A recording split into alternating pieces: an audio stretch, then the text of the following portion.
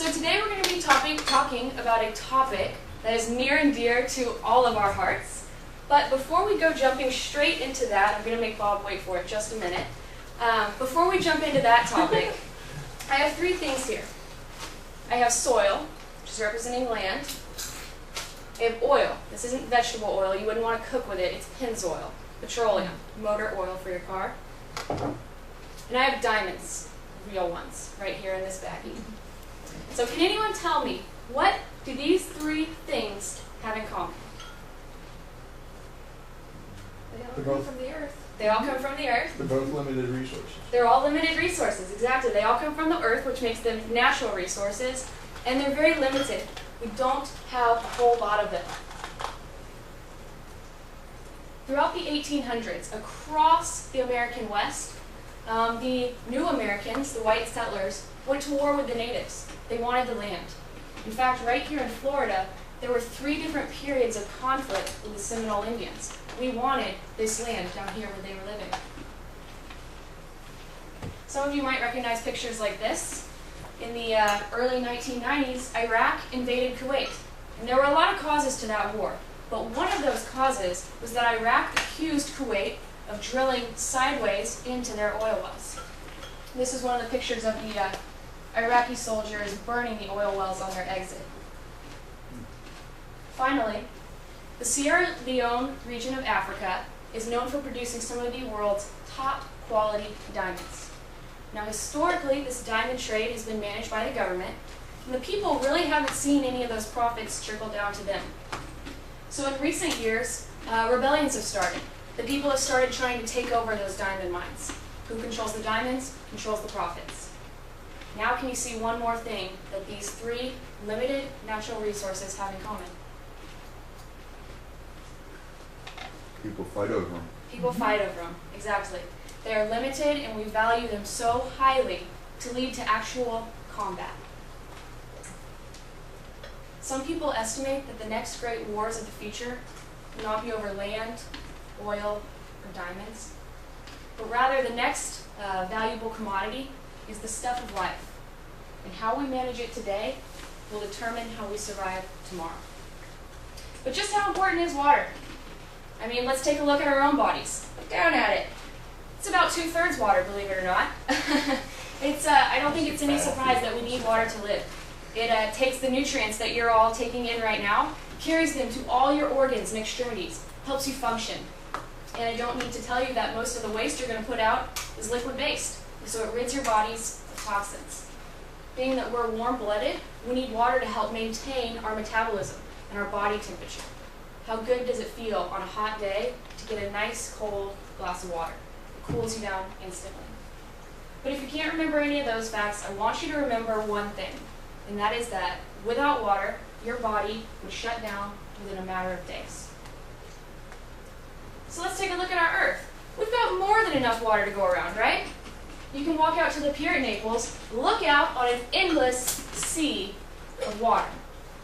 And I love this picture because it shows just how much water we have on Earth. About 70% of the Earth is made of water, not just here in these great oceans, but also some of it is held in ice and glaciers.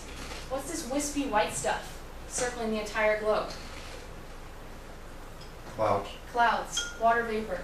Even water is held in the atmosphere. I think it's no secret to us. We all graduated from elementary school.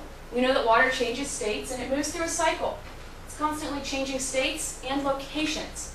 But does the amount of water on Earth ever change? Does it get greater? Does it get smaller? Same. Can we create more of it?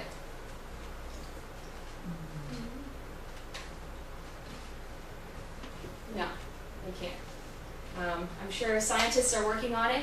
They're working on desalinization procedures, taking salt out of ocean water to make it usable to us. But the fact is, the amount of water we have on this earth is what we got, and we are stuck with it. So how come, if the amount of water never changes, it seems like we keep hearing more and more about water issues? It seems like every year there's less and less to go around. Can I have a volunteer come up to the front? Maybe someone that's not eating their lunch right now. David. Betty? Dave. Hey, what a willing volunteer and participant. Now I have some things set up here. First of all, I have this nice round jar that you can guess what this one's representing. It's our Earth, our nice round globe. Now I have a couple other jars here. The first one is holding water. Not that much, and it's capped, because what we have is what we got. So Dave, will you go ahead and pour that water into our Earth? Don't spill any. What we got? Right? All of it, that's all we have. Oh, okay. We don't want to miss a drop. Feels like that. Does it?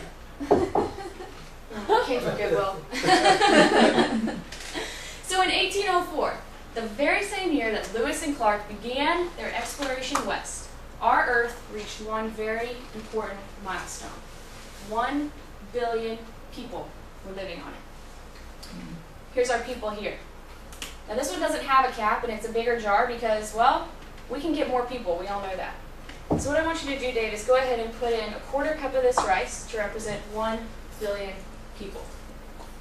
Now, this was 1804. Now for any of you that have been keeping up with the news, you know that about a month ago, we reached another important milestone. Betty just said it. What was 7 that? billion. 7 billion people. In only 207 years, go ahead and put them in our Earth, that 1 billion. Oh, it's okay if it's not exact. Because we're going to put more. Exactly. Betty already knows what's up. In 207 years, we went from 1 billion to 7 billion. So why don't you go ahead and put in 6 more billion. Remember, a 1/4 cup was a billion. 6 more quarters. Now, right now, it doesn't look too bad. You can actually make a nice pot of rice with what we have here.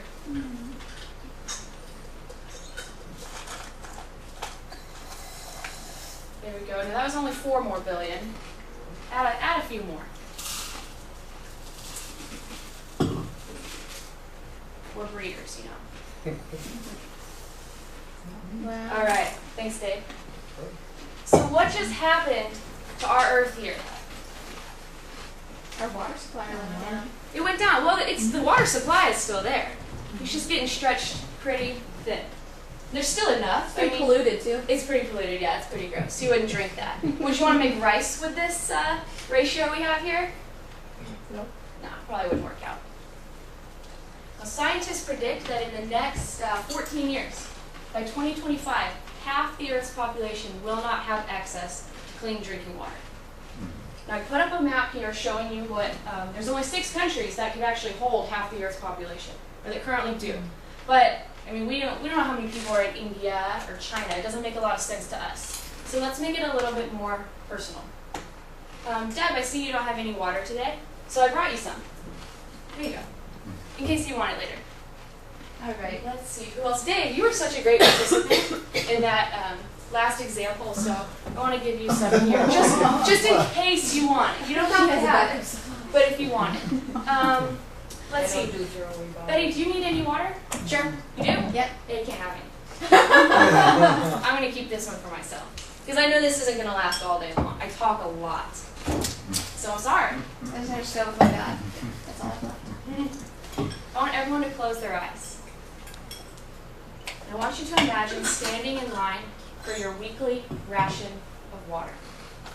For you, for your family, for your children. Now, you can open your eyes. Can you imagine going to war over water? Mm-hmm. And maybe this war isn't so far off. Perhaps it's already begun. Now, for those of you who have been around a while, you know that this was not always known as Big Cypress National Preserve. Rather, it used to just be the Big Cypress Swamp. There was no 729,000 acres and a nice boundary. It just existed. And if you looked down from above, you would have been looking down at an endless sea of cypress strands and domes. Now, in some places, it was intersected by prairies, pinelands, maybe even a hardwood hammock where it's a little bit drier here and there. But still, an ecosystem 100% defined by water, either its presence or its absence during the winter dry season. Now, let's take a look at how that water was moving across the land. Now it's hard to see on this map, there's another one behind you. Some of you might already know the answer here. Taking a look at this map, which shows the different habitats we have, the different colors of the different habitats, can anyone guess which direction they think that water is flowing across this landscape? Where's it going to end up? In the Gulf. In the Gulf, absolutely. It only makes sense that the water would flow down to the ocean. But if we take a closer look, we can even see that these strands are all flowing in a southwest direction right out to the Gulf. And if you look closely at the colors, you can see that the habitat makes an abrupt change right here, right about where our southern boundary is.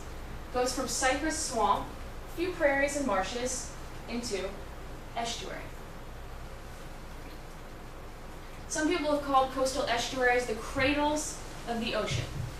About 70% of all of our marine species that are important either recreationally or commercially spend a portion of their life there in those estuaries. When think about a teeny tiny little larval shrimp or a teeny tiny baby grouper. Out in the Gulf of Mexico, they wouldn't have a chance. There's predators coming at them from the left and from the right. But here in the estuary, they can get up under these mangrove roots and be perfectly protected. Now, who here likes shrimp? A few of us? Not everyone, that's okay. It took me a while to develop that taste as well. Just to give you an example of how a species uses it. Now, adult shrimp lay their eggs out in the Gulf of Mexico, but then the larvae are quickly carried into the estuary on tides and currents. There they grow a little, grow up till they're juveniles, till they're just below adult stage. Then they catch a wave and travel right back out to the ocean. Once they're there, they lay their eggs to continue the cycle, and they might even get picked up by one of our trawlers out there. So for those of you who like to eat shrimp, you have a new appreciation of this estuary. And for those of you who don't like shrimp or seafood in general, keep in mind that here in South Florida, the pink shrimp industry represents $40 million a year. Add an extra $13 million for lobster and $8 million for stone crab. That's a lot of millions. But imagine once that money starts circulating around the economy, it could be billions of dollars worth of economic impact. And it all began right there. But fishermen and seafood lovers weren't the only people who had an interest in this landscape. Some developers got an idea that they were going to build an airport right about there. We've got our airport and our airplane. Come on. There we go. We've got our airport and our airplane here. But airports don't just stand alone out in the middle of nowhere. What else do we need to really have a functioning airport area? Car rentals. Car rentals, absolutely. Here's a car rental building right here. It's also an office building for the people who are going to man the desks at the car rental place, maybe the pilots, the air traffic controllers. Now, where are all those people that work there going to live? Are they going to drive all the way to Naples or all the way to Miami every day? No way. They're going to need houses. They're going to need neighborhoods. They're going to need apartments. Now, you can't have a neighborhood. You can't live in a house if you don't have a CVS on the corner, right? They're going to need services, groceries, books, movies, entertainment. Do you think those people might have any kids? Think they might get sick every once in a while? Think they might want to get mail or send a package? They're going to need schools, hospitals, post offices, public works, public services. And before long, what happened to our watershed? You just made a face, Betty. Yeah. The face of how disgusting it would be if all that was there just so polluted and destroyed. Exactly. It'd be absolutely destroyed. Not only would we not be getting that vital fresh water moving into that estuary, but can you imagine the incredible flooding that would happen above that airport? That would cost us millions, if not billions of dollars in flood control. Now, some citizens got together and they thought, just like what you thought, yeah, that doesn't seem like such a good idea. And they forced an environmental assessment to be completed. Now, the results of that assessment were the exact same things that you all just reached yourselves. That would definitely harm this environment, irreparably, completely change the system. And so, Big Cypress National Preserve was born.